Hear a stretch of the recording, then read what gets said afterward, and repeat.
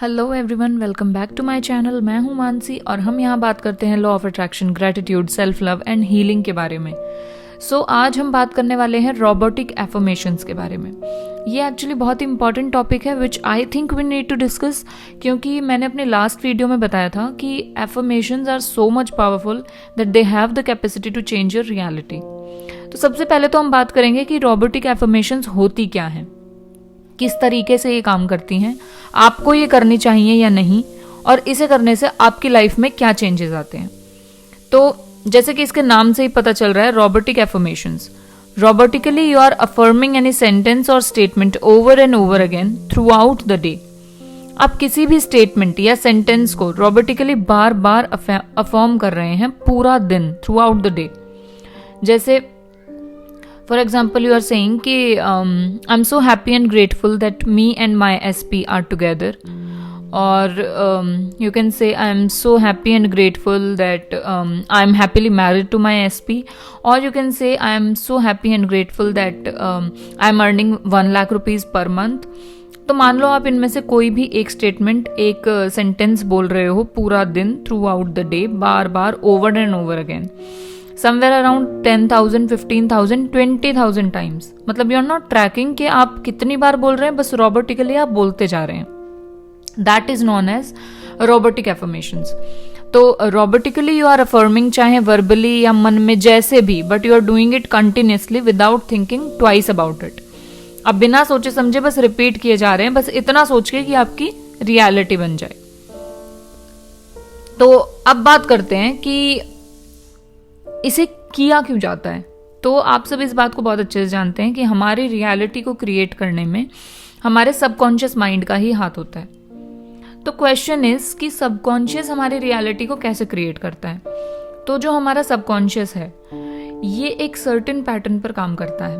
That means जो भी चीज आप रेपिटेटिवली उसके सामने करते रहेंगे वो उसे ही रियलिटी समझ लेता है। ठीक है, अब आगे जो मैं बताने वाली हूँ ना, ये बहुत बहुत बहुत इंपॉर्टेंट है, तो प्लीज केयरफुली सुनिएगा, बहुत ध्यान से इसे सुनिएगा। तो हमारा जो सबकॉन्शियस माइंड है वो 3 फॉर्मेट्स में हमारी रिपीटेटिव कमांड्स को इनटेक करता है, रिपीटेटिव कमांड्स को लेता है, जो कि आई एम श्योर बहुत सारे लोग मिस आउट कर जाते हैं, उस पर ध्यान नहीं देते। तो इन तीनों चीजों का होना बहुत इंपॉर्टेंट है जब भी हम कुछ मैनिफेस्ट कर रहे होते हैं। Number 1 is repetition of feelings, यानी जब भी आप किसी चीज को रेपिटेटिवली कर रहे हैं उसके साथ साथ आपकी जो फीलिंग्स हैं वो बार बार आपको वो काम करने के लिए एनकरेज करती है, प्रोवोक करती है। That means you are giving very important command to your subconscious mind कि दिस पर्टिकुलर थिंग या this particular person, this particular situation और this particular goal is way way more important to you, because आपका उस गोल, उस person, उस situation के साथ एक अटैचमेंट फीलिंग के थ्रू कनेक्ट होता है। ठीक है, now comes the number 2, repetition of your thoughts. जब भी आप एक ही टाइप के थॉट्स को बार बार रिपीट करते हैं, that also is considered by your subconscious mind as a most important command. तो ऑल डे लॉन्ग आपका जो भी डोमिनेंट थॉट होता है, अगर वो नेगेटिव थॉट है तो you are going to create negative things in your life definitely. और अगर आपके थॉट का जो नेचर है पॉजिटिव है, मतलब कि आप कोई पॉजिटिव थॉट सोच रहे हैं, दैट मीन्स पूरे दिन में आपका जो डोमिनेंट थॉट था वो पॉजिटिव था, तो ऑफ कोर्स पॉजिटिव चीजें आपकी 3D रियलिटी में क्रिएट होने लग जाएंगी। नाउ नंबर 3 इज जो रेपिटेटिव कमांड हमारा सबकॉन्शियस समझता है वो है रेपिटेशन ऑफ इमेजेस। तो मैंने 3 कमांड्स बताई आपको। पहला था रेपिटेशन ऑफ फीलिंग्स, दूसरा था रेपिटेशन ऑफ योर थॉट्स, और तीसरा है रेपिटेशन ऑफ इमेजेस। तो अगर कोई भी चीज को आप बार बार पर्पसफुली देखते हैं, उसे देखने के बाद आप कोई चीज फील करते हैं, उसको देखने के बाद आपका जो थॉट है वो सिमिलर टाइप का थॉट आप बार बार सोचते हैं अपने बारे में, उस चीज को देखते हैं, महसूस करते हैं, then obviously you are telling your mind कि it is way more important to you.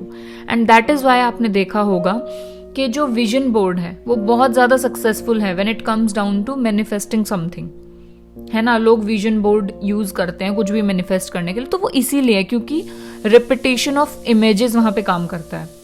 Now the most important thing which almost everyone is missing out when they are doing this robotic affirmation technique, तो उसका क्या reason है कि half of the time it works and half of the time it doesn't. I'll tell you why. जब भी आप किसी चीज को लगातार बार बार बोले जा रहे हैं सिर्फ इस चीज को मान करके कि हमारा जो सबकॉन्शियस है वो रिपीटेटिव कमांड को समझता है ना, क्योंकि अब जैसे मैंने आपको बोला कि रोबोटिक एफर्मेशंस आपको करनी है, तो आप सिर्फ रिपीटेशन ऑफ वर्ड्स, जो पहला नंबर 1 जो था रिपीटेशन, सिर्फ आप वर्ड्स की रिपीटेशन कर रहे हैं, है ना, तो वो सिर्फ अकेला इनफ नहीं है। वो रिपीटेटिव कमांड को समझता है हमारा माइंड, लेकिन उसमें क्या होना चाहिए, अगर आपने उस कमांड के पीछे रेपिटेटिव फीलिंग को मिक्स नहीं किया, जो कि मैनिफेस्टेशन में जिसका सबसे इंपॉर्टेंट रोल है, अगर आपने उन फीलिंग्स को ऐड नहीं किया तो वो सिर्फ प्लेन वर्ड्स हैं, nothing else.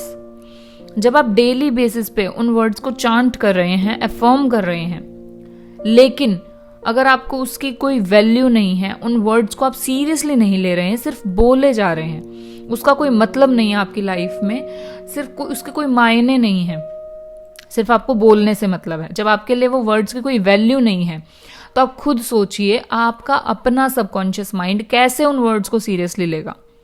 How do you think that is possible? आप खुद सोचो थोड़ी देर के लिए, जिन चीज़ों को आप ही इंपॉर्टेंस नहीं दे रहे हो, मतलब जो भी एफर्मेशन आप कर रहे हो उसका कोई रेलेवेंस नहीं है आपकी लाइफ में, तो आपको क्या लगता है, आप दिन में ऐसे बहुत सारे काम करते होंगे जिसका कोई रेलेवेंस नहीं होता आपकी लाइफ में, बट स्टिल आप वो करते हो। So do you think those irrelevant task, those irrelevant things that you do, that you hear, that you see are going to convert into your 3D reality? नहीं, क्योंकि ऑब्वियसली उससे आपका कोई अटैचमेंट नहीं है। When there are feelings mixed, तो वो चीज 3D में कन्वर्ट होने के चांसेस हैं, ठीक है। अब there is another reason, whenever you are not putting your awareness in doing anything, वो फिर चाहे कोई टास्क हो, चाहे एफर्मेशन हो, या एफर्मेशन का टास्क हो, या आप कुछ रीड कर रहे हो, या आप कुछ देख रहे हो, अगर आपका ध्यान उसमें नहीं है, अवेयरनेस का मतलब कि अगर आपका उसमें ध्यान नहीं है ना, तो उस चीज का होना या ना होना मैटर ही नहीं करता। आप एक बात बताओ, किसी भी डेस्टिनेशन पर पहुंचने के लिए हमें रास्ते पर तो ध्यान देना पड़ता है ना, हमें पता होना चाहिए कि अब हमें लेफ्ट लेना है, अब हमें राइट लेना है, तभी तो हम अपनी डेस्टिनेशन पर पहुंच सकते हैं। So it is all about 2 important things. Number 1 is power of awareness, which means कि आपका अवेयरनेस किस तरफ है। तो आप अगर 5 मिनट के लिए कंप्लीटली अवेयर होकर इन वर्ड्स को अफर्म करते हैं from the state of wish fulfilled, which is my basically second point, कि अगर आपकी फीलिंग्स नहीं है तो वर्ड्स का या उन स्टेटमेंट्स का कोई मायने नहीं है। अगर आप ये दोनों चीजें करते हो और दोनों को साथ में जोड़ देते हो और फिर अफर्म करते हो, तो ट्रस्ट मी, आपको पूरा दिन अफर्म करने की जरूरत ही नहीं है। आप फिर अगर मतलब दिन में मॉर्निंग में 5 से 10 मिनट और रात में सोने से पहले 5-10 मिनट भी खुद को देते हैं ना, तो that is more than enough for you, क्योंकि उस टाइम आप सारी चीजों को एक साथ अलाइन करके अफर्म कर रहे हैं। इन वर्ड्स का कुछ मीनिंग है आपकी लाइफ में, and you are in that state of wish fulfilment जब आप पूरे मन से इस चीज को अफर्म करते हैं एंड पूरी की पूरी आपकी जो फीलिंग है आप उसमें डाल देते हैं, एंड आप उस स्टेट ऑफ नोइंग में हैं कि ये सब कुछ मेरी आंखों के सामने हो रहा है। And when you accept that imaginal scene, and when you accept that feeling of wish fulfillment right in this moment, when you accept that this is the true reality, आपकी 3D ऑटोमेटिकली चेंज होना start हो जाती है, क्योंकि अब आपने अपने subconscious mind को इम्प्रेस कर लिया है। इसीलिए इन तीनों चीजों का होना बहुत जरूरी है। अगर आपकी एफर्मेशंस में मीनिंग नहीं है, then it is going to take way too long,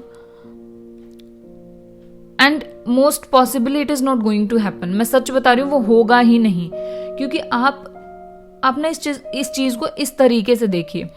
मान लो मैंने आपको बोल दिया कि आपको पूरा दिन एक सॉन्ग सुनना है ना, तो आप उस सॉन्ग को सुनोगे तो सही, बट सिर्फ सुनने के लिए, आपकी उससे कोई फीलिंग्स अटैच नहीं होंगी, and on top of it उसके आपके लिए कोई मायने नहीं होंगे।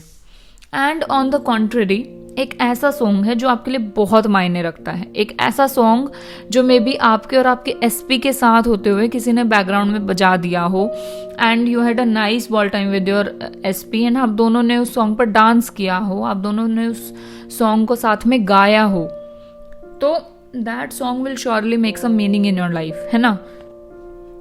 It would be very meaningful song for you and your SP, right.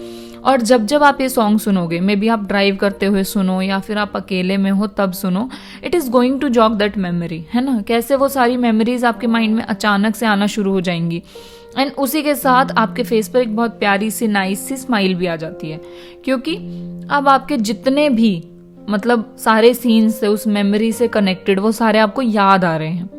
तो आप देख रहे हो दोनों इंस्टेंसेस में कितना फर्क है.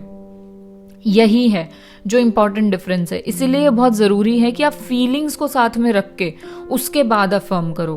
तो रोबोटिकली आपको अफर्म करने की ज़रूरत ही नहीं पड़ेगी. तो ये थी आज की वीडियो. अगर आपको ये वीडियो पसंद आई है तो डू लाइक एंड शेयर.